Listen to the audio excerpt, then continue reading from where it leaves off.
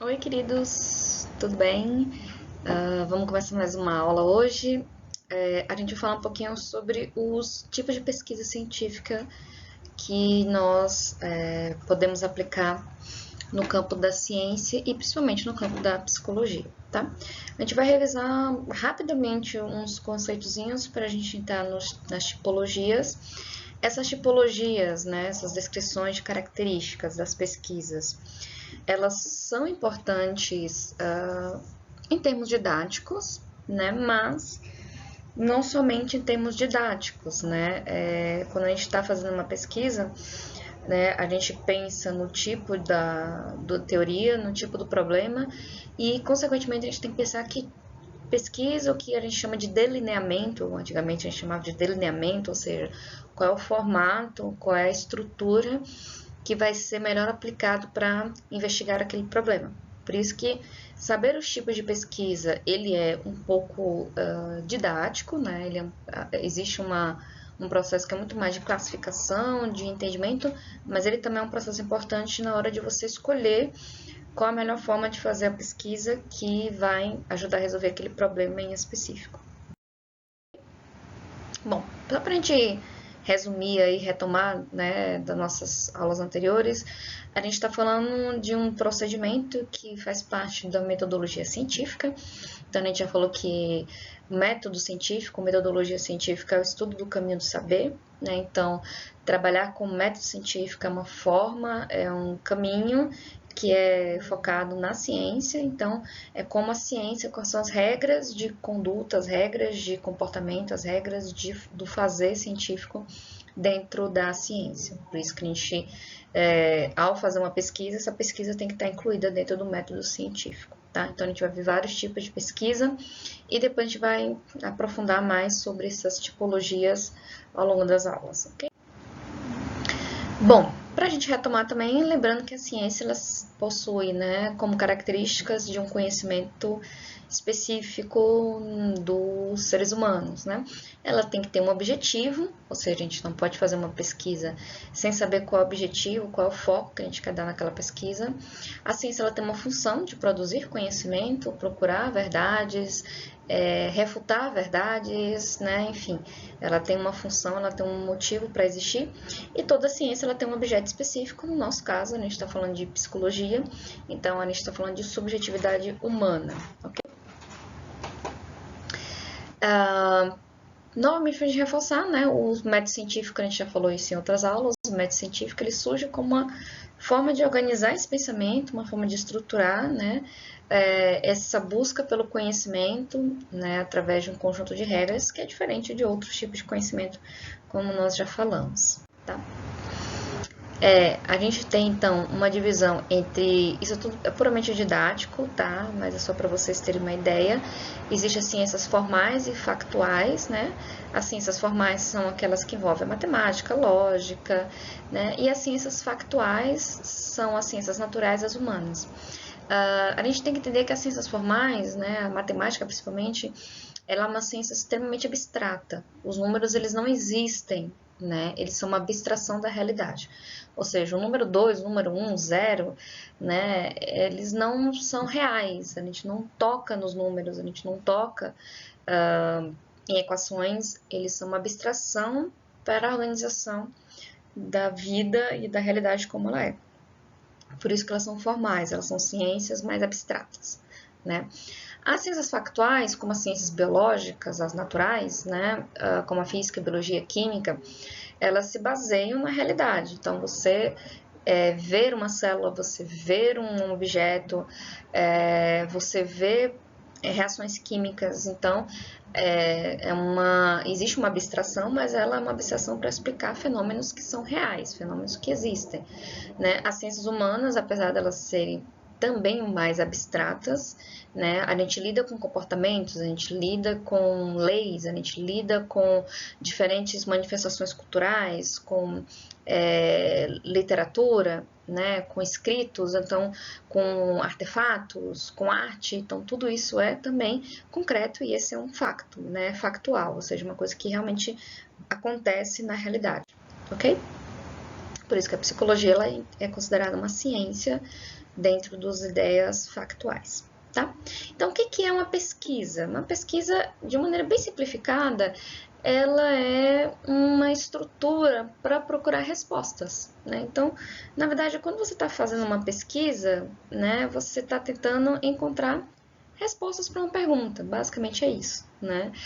Parece uma coisa bem simplificada, mas né? Só que ela é uma resposta para perguntas que seguem uma lógica, seguem uma estrutura através do método científico, né? Então, não é como a gente viu em aulas anteriores que a gente busca respostas pelos mitos, chove porque eu fiz a dança da chuva, mas sim porque existe um processo de condensação explicado pelas ciências. Então, a pesquisa ela é o caminho que nos leva a identificar essas respostas através do método científico, tá?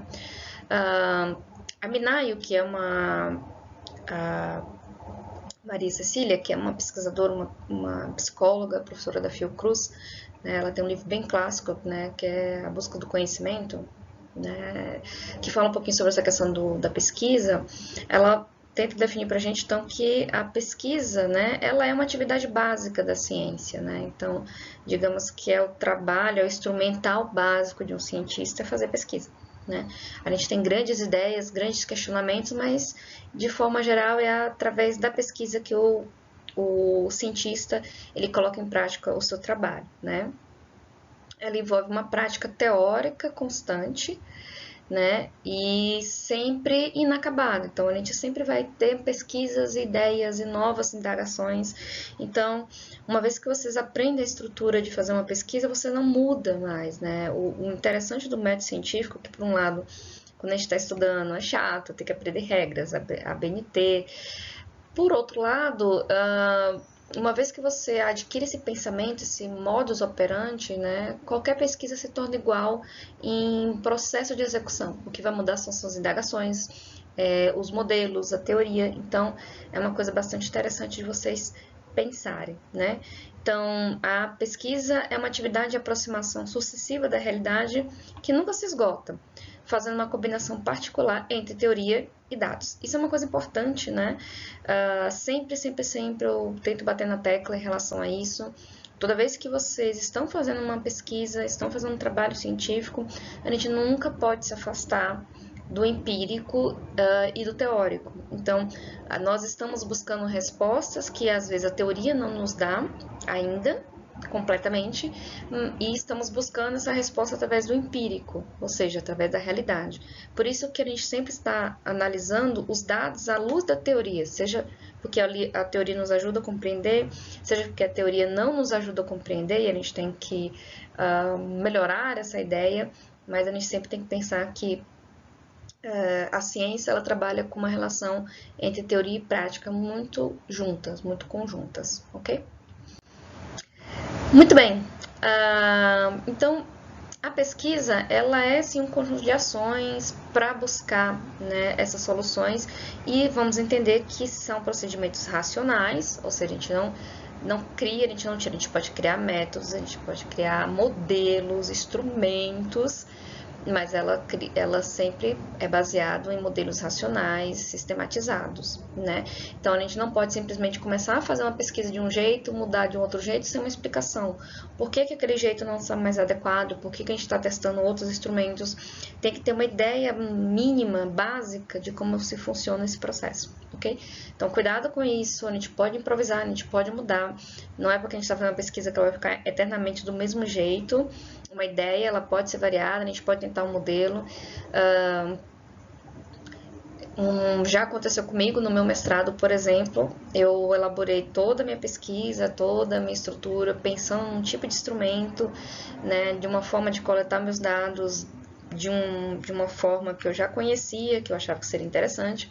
E quando eu fui na prática, quando eu fui no campo, deu tudo errado, a coleta foi um fracasso, eu não consegui coletar nada, porque o meu público-alvo era um público de pessoas, né, analfabetas, enfim, que não sabiam ler e escrever, não conseguiam entender o instrumento, e eu tive que partir, né, passei um fim de semana chorando para ver o que eu poderia fazer, e eu tive que partir para um modelo diferente, pensar, falei, ok, o instrumento que eu pensei, o modelo que eu pensei deu errado, não foi adequado para o público que eu tinha estruturado, o que eu faço? E a gente pode contar isso, né? Esse fracasso dentro da ciência. Olha, eu pensei no modelo, não foi adequado para esse público, não levei em consideração isso, aquilo.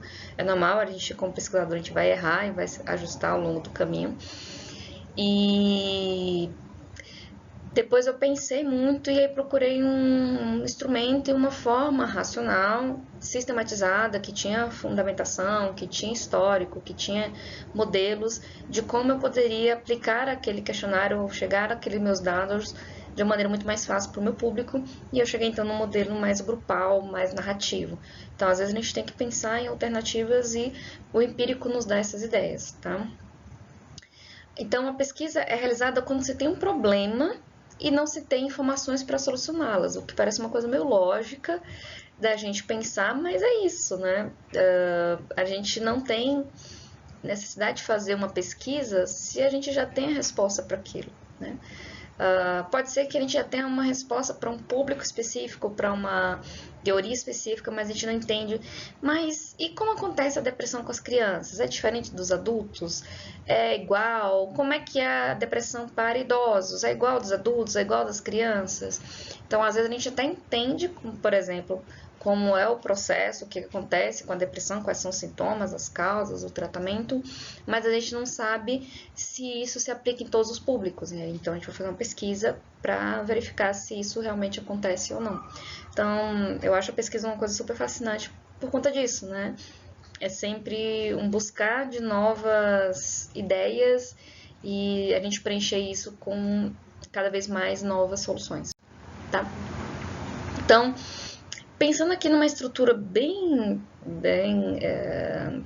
estranha, né? Mas vamos lá, sobre como a gente pode fazer um processo de pesquisa. Claro que na aula que a gente vai falar sobre as etapas do projeto, isso fica muito mais claro.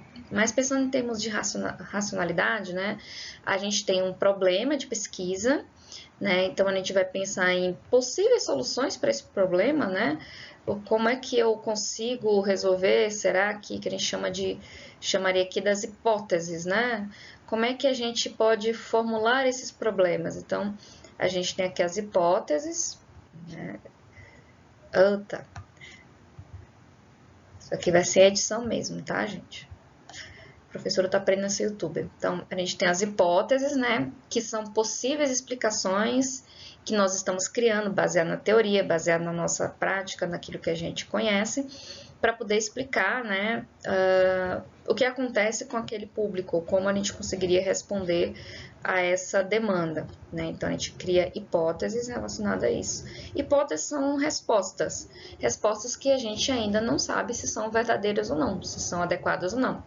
Essas respostas elas vão ser baseadas, né, vão ser adquiridas através do meu método, né? Então, eu vou escolher o meu método de pesquisa, eu vou tentar fazer o meu método da melhor forma possível, através do meu referencial teórico, né? Então, eu vou aplicar o meu método através do meu referencial teórico e através, então, das testagens. Então, eu vou aplicar os instrumentos, a observação, eu vou testar, eu vou fazer entrevistas, e aí sim, depois de todo esse procedimento, eu posso, então, tirar conclusões, apresentar os resultados, tirar conclusões a respeito dessa pesquisa, tá bom? Então, de maneira bem sintética aí, como é que a gente poderia fazer esse processo, tá?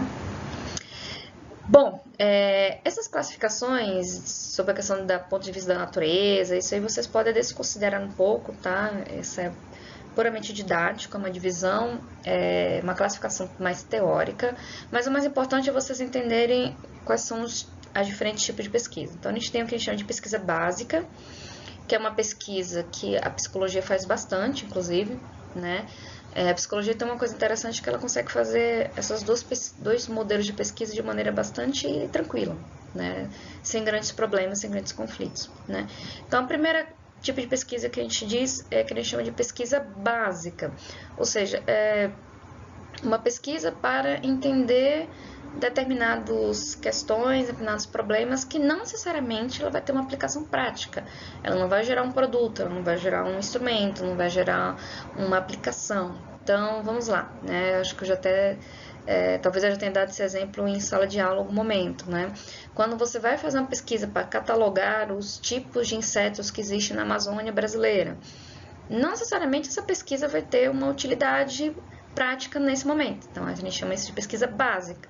Para que serve eu descrever todos os insetos que existem na Amazônia? Porque talvez alguém futuramente consiga pegar essa pesquisa básica e falar assim, será que esse tipo de inseto ele consegue produzir algum insumo para tratar uma doença? Será que esses insetos, uma vez que são extintos, eles podem desenfrear uma extinção de alguma espécie maior?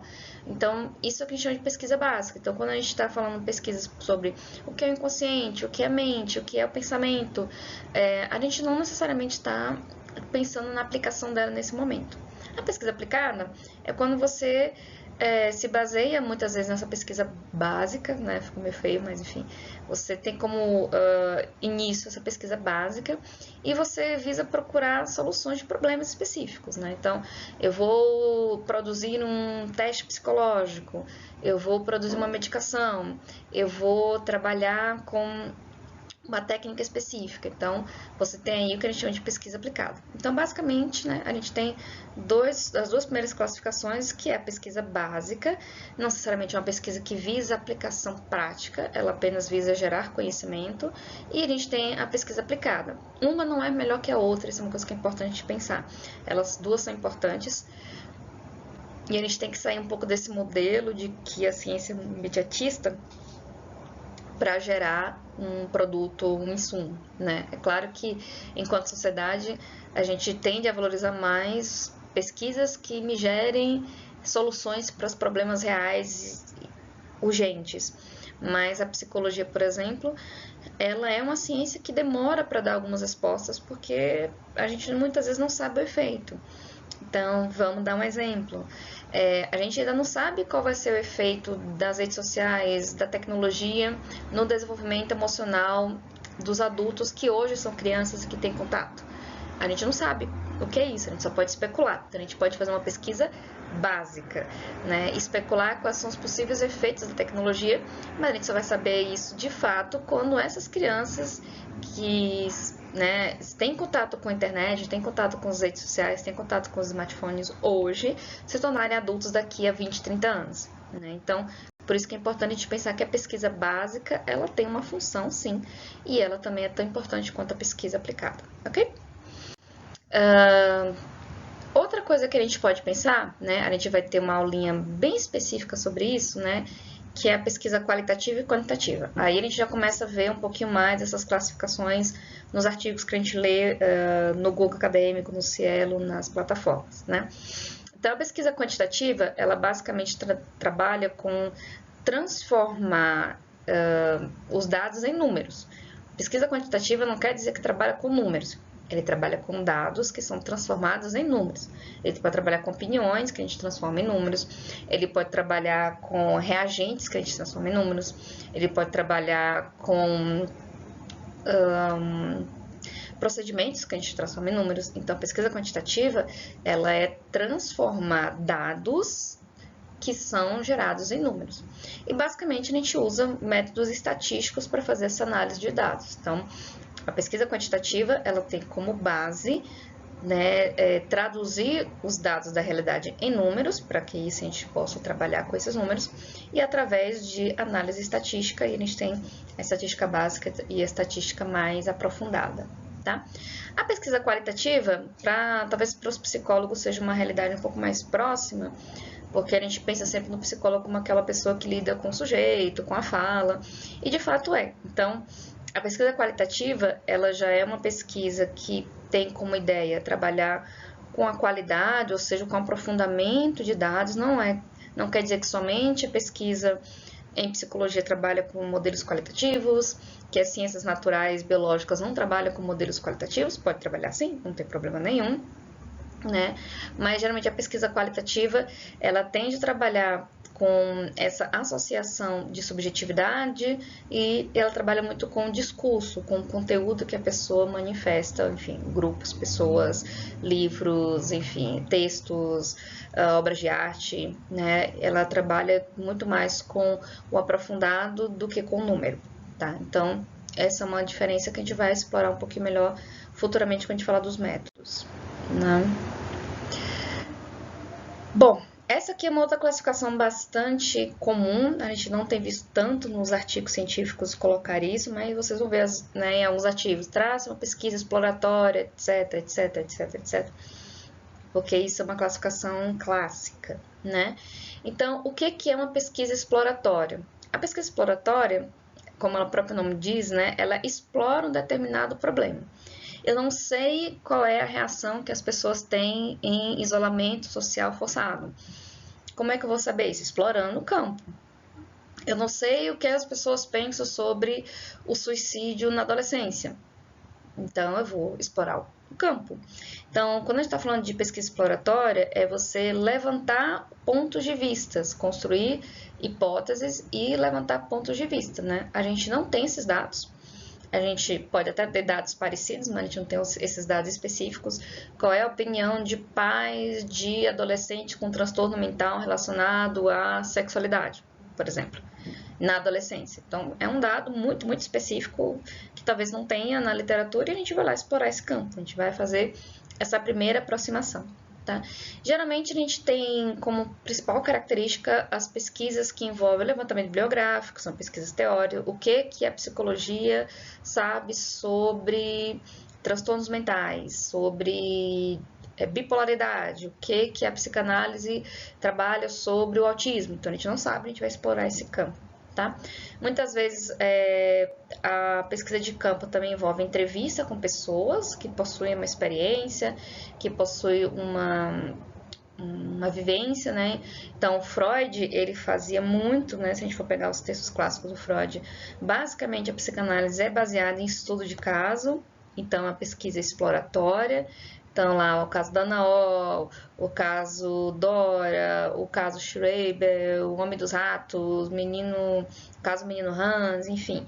Todos esses casos do Freud são casos de pessoas únicas, sujeitos únicos, estudo de caso, que ele explora, né, essa hipótese que ele levanta, né, daqui a hipótese que ele levanta, né, sobre o que acontece com a histeria, qual é o processo do transtorno fóbico, né, da neurose fóbica, no caso do menino Hans, e aí ele usa esse caso como exemplo para descrever esse problema que ele está trabalhando. Tá? Outra forma de pesquisa exploratória, que também é muito comum, é a pesquisa biográfica. Né? Se eu estou me aproximando de um campo, estou aprendendo sobre um campo, então eu vou começar a explorar esse campo.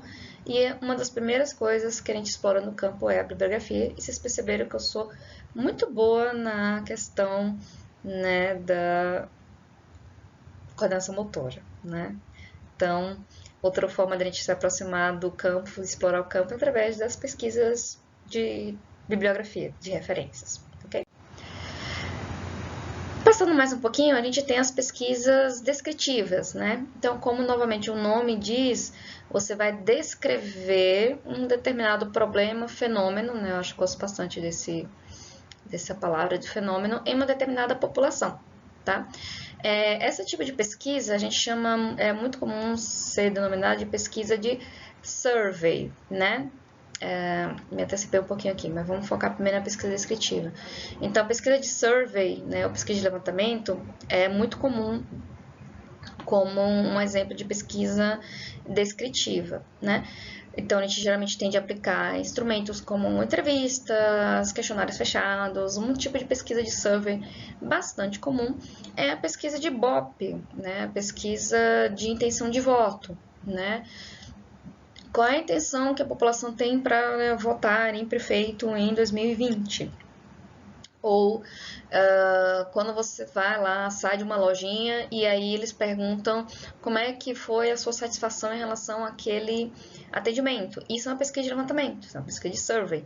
Né? Você vai descrever, através de uma manifestação simples, pode ser simples ou mais complexa, qual foi a sua opinião, né? Ou melhor, qual foi a opinião que uma determinada população dá relacionado a um serviço, a uma questão. né?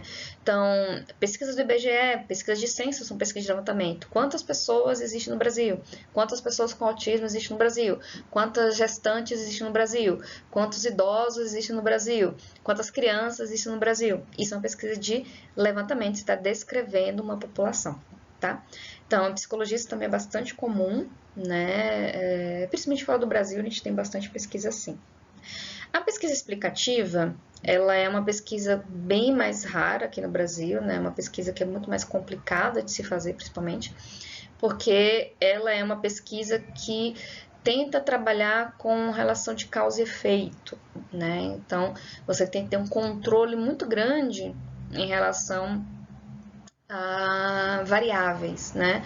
Ou seja, uma coisa interfere na outra, né? Eu posso dizer que o aumento do número de acidentes automobilísticos em São Paulo é em decorrência do uso de álcool na direção.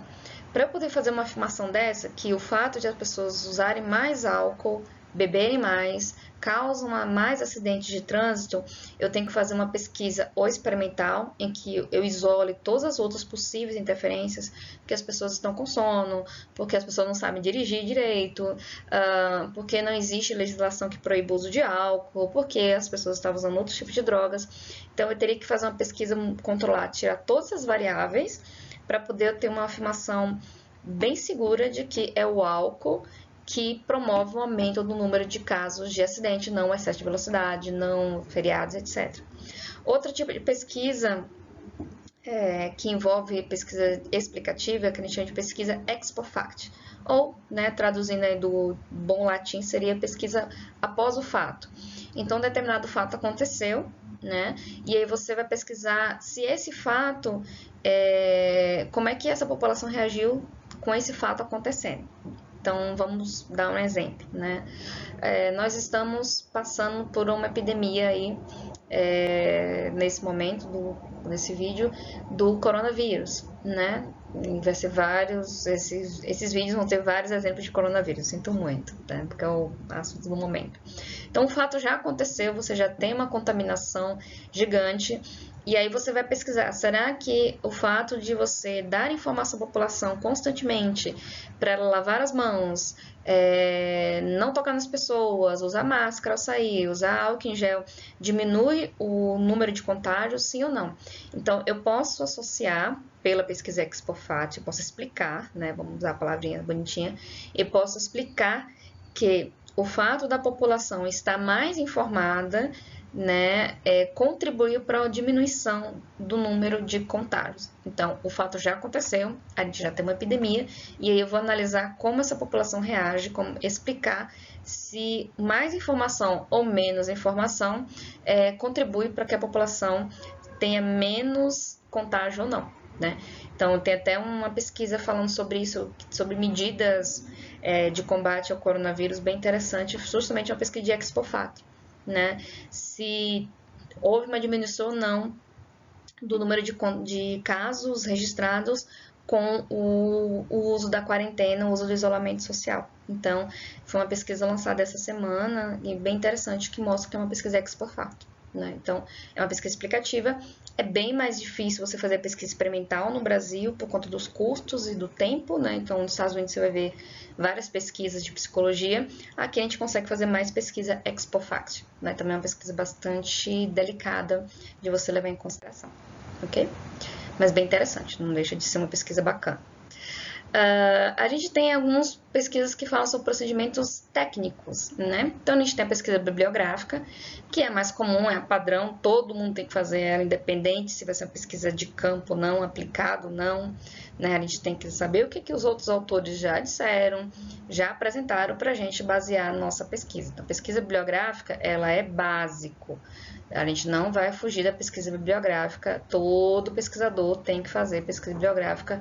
Ah, mas que não tem, vai ter alguma coisa, com certeza, pode não ter exatamente naquilo que você está pesquisando, mas alguma coisa você vai ter como base para fazer a sua pesquisa, tá? Pesquisa documental é mais difícil em psicologia de fazer, mas geralmente envolve você analisar prontuários, diários escolares, livros antigos, isso é muito feito principalmente o pessoal da história, né, quando a gente faz pesquisa historiográfica, fotografias antigas, gerações. Então, pesquisa documental é quando você usa documentos pré-existentes para você fazer uma reconstrução. Tá? Então, psicologia, a gente tende a fazer pesquisa documental com uso principalmente de prontuários, registro de prontuários, registro diário de classes, no caso da psicologia escolar, por exemplo, fotografias, diários de pessoas, enfim. Então, isso a gente chamaria de pesquisa documental, que é uma pesquisa que também exige procedimentos éticos, que a gente vai ter uma aula só sobre isso. A pesquisa experimental, como eu já falei um pouquinho, é uma pesquisa que envolve relação de variáveis e manipulação de variáveis. Então, é uma pesquisa bastante delicada. Nem toda pesquisa experimental ela é feita em laboratório, entre aspas, né? Com ratinhos, com pombos.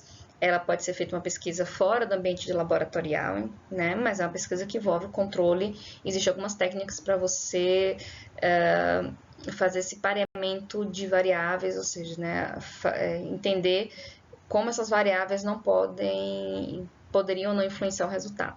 Tá? É um procedimento muito mais técnico, mas também é um tipo de pesquisa bastante interessante de ser feita. Né? Outras pesquisas que a gente também já falou, mas não custa reforçar, né? A pesquisa de levantamento, geralmente você faz uma pergunta direta para a pessoa, você faz um questionamento, aplica um questionário, que é a pesquisa de survey, né? Que é uma pesquisa muito mais tete a tete, muito fácil a fácil. O estudo de caso, que a gente também já explorou um pouquinho, nossa, minha coordenação motora é excelente. O estudo de caso, que é uma pesquisa que a gente vai geralmente em profundidade. O estudo de caso não quer dizer que você vai entrevistar apenas uma pessoa, né? Alguns autores como Ing tem um livro sobre método de estudo de caso. Ele considera que até três casos, três pessoas, enfim, 3 relatos, a gente pode considerar como estudo de caso, mais do que isso, ele já entra no modelo de pesquisa qualitativa. Então, a gente pode analisar prontuários, né, atendimentos, relatos, enfim, né, depoimentos na internet, entrevistas, tudo isso pode ser estudo de caso, mas ele tem um limite até 3 pessoas, que é o recomendado por alguns autores de metodologia, tá? E a ExpoFat, como a gente já falou, ela é um experimento, ou seja, você trabalha com uma variável depois de acontecido alguns dados, alguns fatos, né?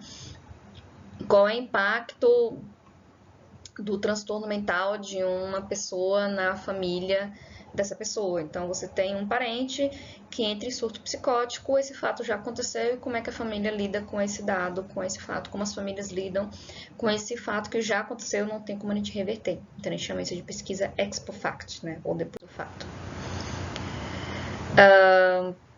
A gente vai ter uma aula só sobre isso, né? Sobre como a gente deve planejar a pesquisa, né?